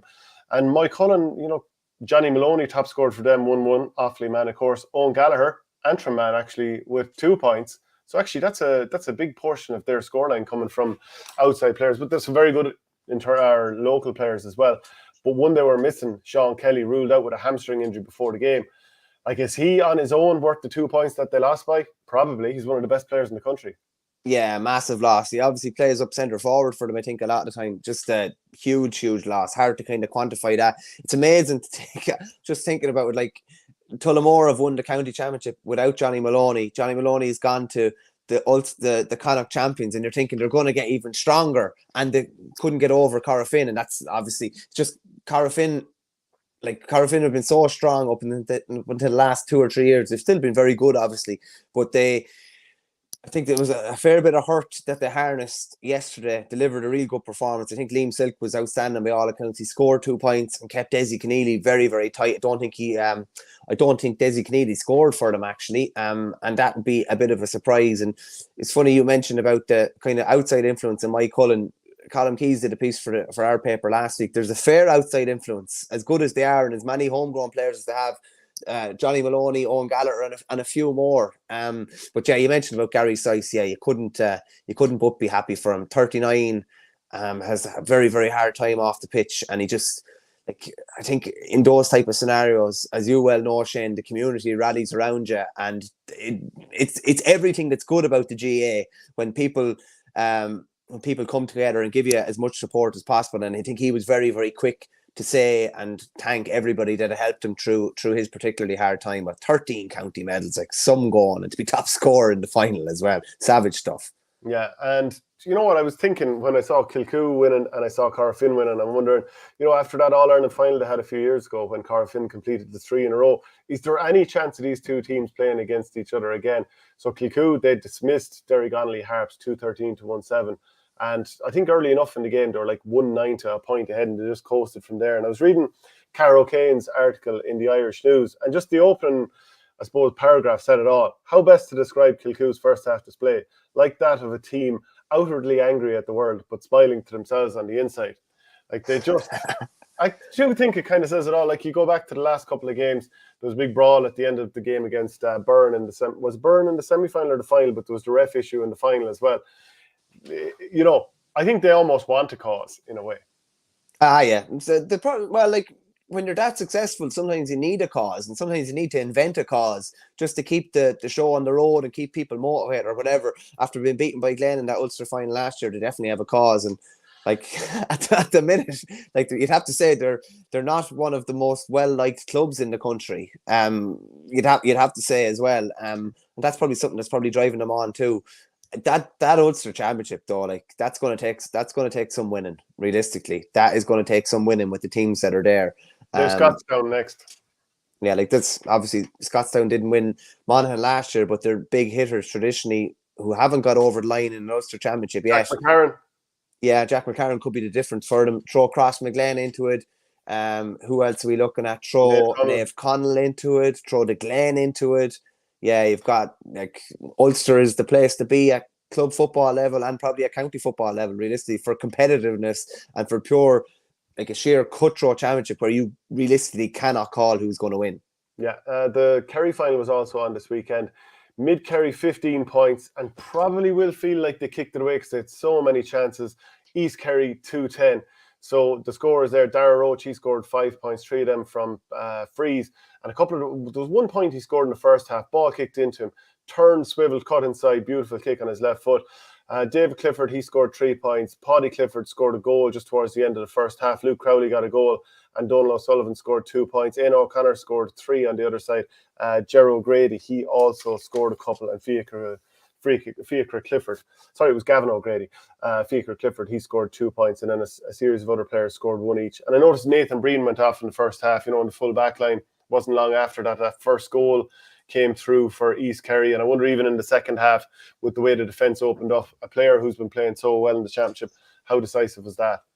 Yeah, definitely. Kind of I thought maybe East Kerry would win by 3 or 4 going into it, but like Mid-Kerry, you'd have to say a lot of things went right for them, but they just kind of couldn't convert a lot of those chances that they had. And from an East Kerry point of view, you just wonder, like, there's kind of ramifications regardless of who wins the intermediate in Kerry, how strong or not that East Kerry are going to be next year. I think if as a Castletown Main, the Fossa are playing in the final, if they win, they're obviously going to lose a decent cohort. If Fossa win, they're losing the Cliffords. They've won 4 of the last 5. Will they remain as strong without either of those, 2 cohorts? Will they be better? Would the Kerry Football Championship be better if East Kerry aren't so strong? If you look at it, you know what it kind of reminded me of?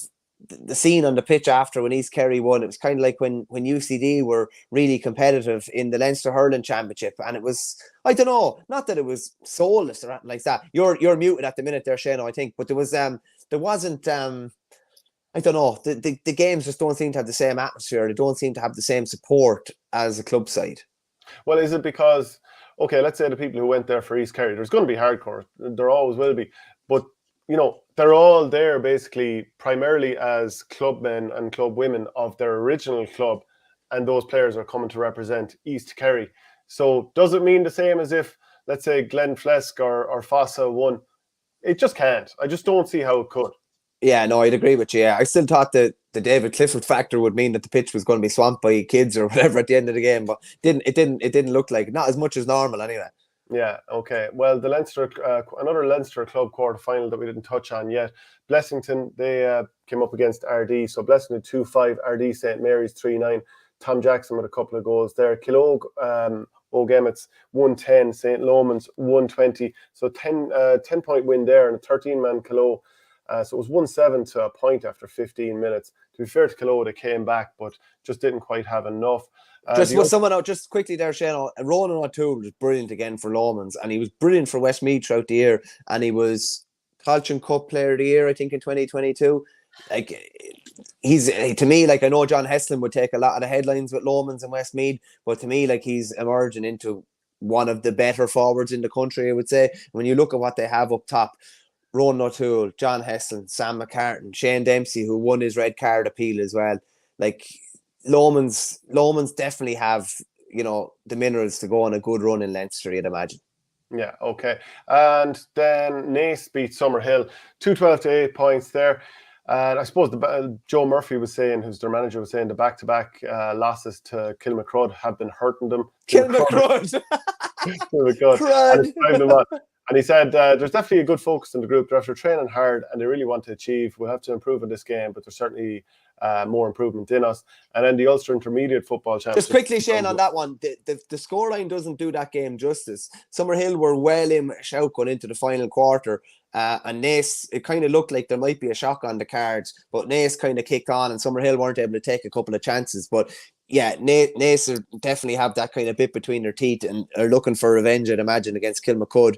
And in the last game of the weekend, the Ulster Intermediate Football Club round 1 finished Timor Shamrocks 4 points, Leitrim 3-6. Comes to that time of the week again, Shano. The goal of the week. And I haven't had a chance to think about it all. So let's bring up that floating head there. So in the hurling side of things, and the clue. We're not exactly frahulach on choices for the hurling side of things. You know what? I'm going to go with 𝘲𝘁𝘢𝘗𝑒𝐻 Cahill of Corofin for his 3-2 against Lura. You're finally going to give anybody from Clare a bit of credit. He didn't do anything particularly spectacular yesterday at all, but I just still marvel at Shane O'Sullivan every time I see him. He just, like, years go by, he just stays the exact same, always trucking away, doing his job for Ballygunner at wing back. Probably a joint award with him and Patrick Fitzgerald, who was quiet enough in the first half, ended up with 5 points from play. I just think he's dealt unbelievably well with any hype that was surrounding him. Like, there wasn't much hype. There hasn't hardly been as much hype regarding a club player coming on the senior scene as there was with him last year. Look how he'd taken it in stride and he's gone to another level now. So Shane O'Sullivan and Patrick Fitzgerald for me. Okay, so you're going to give it to two lads for hurling and anyone for football? I'm going to give it to Owen Hurley of Newcastle West for his performance. I'm going to give it to Gary Sice for obvious reasons. Yeah, okay. Well, look, I think that's pretty much it for the show here. A couple of comments as well. Naas could win the football or the hurling. Yeah, interesting. Imagine a double provincial championship. Has that ever been done? There's a few have done it. I think the Bars might have done it 1 year. There's been a few all right. There's been a few down through the years all right. Be some achievement though, especially I think they have 2 lads I think playing dual this year. Yeah, like they're probably the most like realistic ones that could actually go and win a Leinster double this year. Yeah, okay, well look, that's it from the show. As we said to you earlier on, we're brought to you by olderretro.com. Use the promo code OurGame and you get 15% off. It's an absolutely brilliant present, and especially with Christmas coming up, it's a complete no-brainer, so well worth looking into that. Michael, we'll chat later on. All the best. Cheers, Shano. Take her, Andy.